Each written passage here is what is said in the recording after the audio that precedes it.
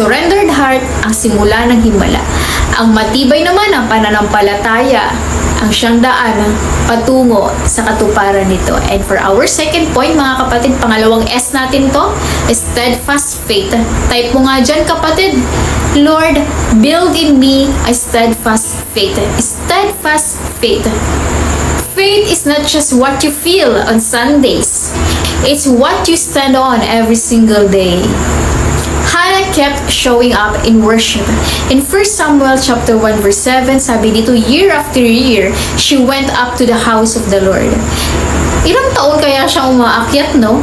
Ilang panalangin na tila walang sagot. Pero si Hannah, hindi siya bumitaw. Hindi siya nagsabing, wala namang nangyayari, Lord, sa prayer ko, Lord, eh. Diba?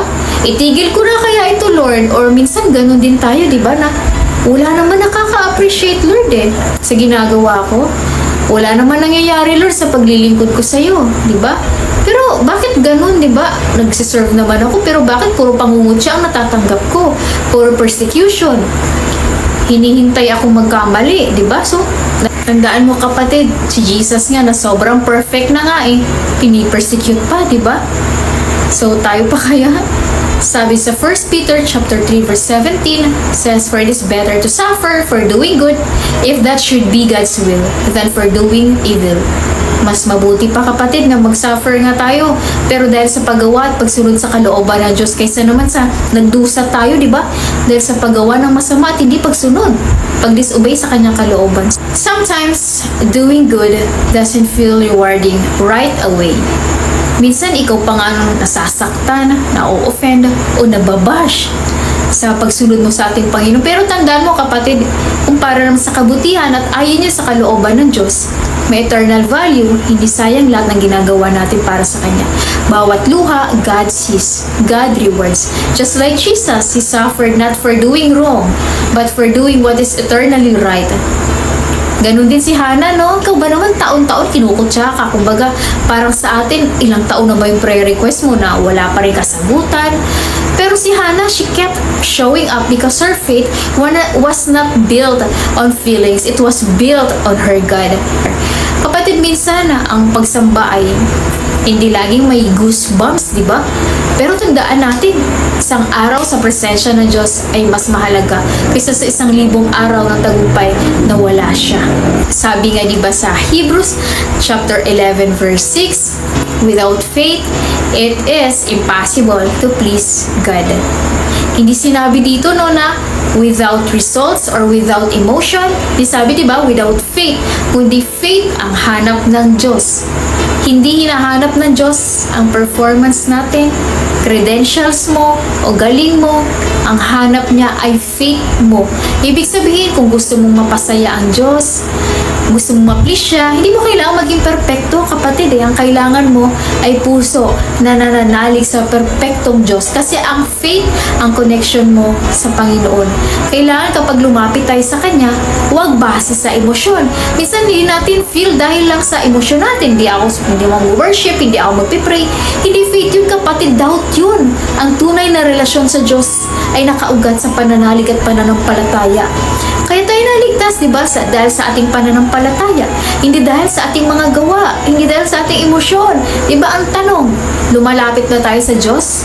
Kilala ba natin siya? O lumalapit lang tayo sa Kanya kapag may kailangan tayo at gusto niya sagutin? Kapag may pananampalataya ka, kinikilala mong siya ay Diyos. Siya ang Diyos na buhay, Diyos na tapat, at Diyos na nagbibigay ng gantimpala sa mga tapat na lumalapit sa Kanya. Hannah believed even before the breakthrough. And that's faith.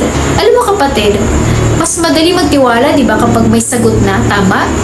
Pero ang tunay na pananampalataya na susubok kapag wala pa. Si Hannah, wala pa ang anak, wala pa ang positive result, wala pang sagot, pero may kapayapaan na siya.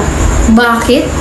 Kasi ang pananampalataya niya hindi nakadepende sa resulta, kundi nakaangkla sa karakter ng Diyos. Sabi sa 1 Samuel chapter 1 verse 18, then she went her way and ate something and her face was no longer downcast. Umalis si Hannah, kumain na siya at hindi na malungkot ang kanyang mukha. Ito ang resulta ng pananampalatayang totoo. Wala pa ang anak, pero may kapayapaan na siya, may peace na siya. Wala pa ang sagot, pero may ngiti na sa kanyang mukha. Bakit? Na kapag sa Diyos mo nilagay ang faith mo, may katiyakan ka. Na kahit wala pa ang katuparan, naranasan mo na ang presensya niya. Kapag totoo ang pananampalataya, hindi ka naghihintay ng solusyon bago sumamba. You worship before the breakthrough. You eat again, you smile again, you believe again. Kasi may peace ka. Because you know God heard your prayer. Amen. Sabi nga diba sa Philippians chapter 4 verse 6 to 7, do not be anxious about anything but every situation by prayer and petition with thanksgiving present your request to God. And the peace of God which transcends all understanding will guard your hearts and your minds in Christ Jesus. Amen! Kapayapaang hindi galing sa sagot, kundi galing sa Diyos mismo. Kapayapaan, diba, hindi nagmumula sa mundo. Peace that does not make sense to the world. This peace comes from Christ. Ang kapayapaan ng mundo, conditional mo. Pero ang kapayapaan ni Kristo, supernatural at eternal, hindi may paliwanag. Hindi ito galing sa good news ng tao, kundi sa good news ni Jesus. Hindi ito temporary relief, ito ay eternal assurance. Dahil si Jesus mismo, siya ang Prince of Peace. Kaya kung siya ang sentro ng puso mo, may kapayapaan ka. Kahit wala pa ang breakthrough. Kaya sa 2 Corinthians chapter 5 verse 7, diba? For we live by faith, not by sight. Kaya kapatid, hindi mo kailangan makita bago maniwala. Pero kapag naniwala ka muna, makikita mo ang kapangyarihan ng Diyos. Amen? Ang pananampalataya ay hindi passive waiting, ha? Kundi it's active trusting.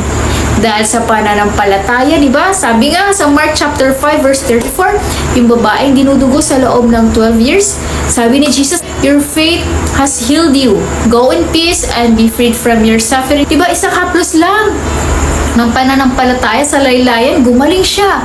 Faith touched Jesus and healing touched her. Ang common denominator dito, mga kapatid, pananampalataya. Yung ketonge, bumalik lang at nagpasalamat, gumaling. Yung bulag, sumagot lang ng yes Lord, pinagaling ng ating Panginoon. And every moment of faith, Jesus responded. Healing happened, lives were restored. So, mga kapatid, don't underestimate your faith. Kasi, ang pananampalataya mo, kahit kasing liit ng butil ng mustasa, kayang-kaya magpalipat ng bundok, kayang magpagaling ng mga karamdaman, kayang magbukas ng saradong pinto, at kayang gumawa ng himala sa pangalan ni Jesus. Ang Diyos ang tumutugon, pero pananampalataya ang susi. It is steadfast faith. Hindi ito tungkol sa laki ng iyong panalangin, kundi sa laki ng tiwala mo sa Diyos na pinapanalanginan mo. Amen? So mga kapatid, so keep believing, keep trusting God, keep holding on, not according to your background, not according to your feelings, not according to your achievements, not even according to your emotions, but according to your faith in Jesus. Amen! Praise the Lord! Makaraan ng takdang panahon, nagdalang tao si Hannah. Grabe! Not instantly, not according to her preferred schedule, but in the course of time. In the quiet unfolding of God's divine calendar. Ecclesiastes chapter 3 verse 11, He has made everything beautiful in His time. Because God is not pressured by time. He is the author of it. At kapag siya ang gumawa sa tamang panahon, ang bunga ay hindi lang maganda, kundi magpakailanman. Parang delayed, pero sa plano ng Diyos, never late yun, kapatid. Always perfect yun. Because in the course of time, the same God who closed Hannah's womb will be the same God who opened doors no one can shut. Hannah's answer was bigger than her ask. She gave birth not just to a child, but to a prophet. Not just to a boy, but to a nation changer. Not just to Samuel, but to a new season in Israel's spiritual history. At kaya nga diba, si Hannah, she worshiped after the breakthrough. Kaya for our last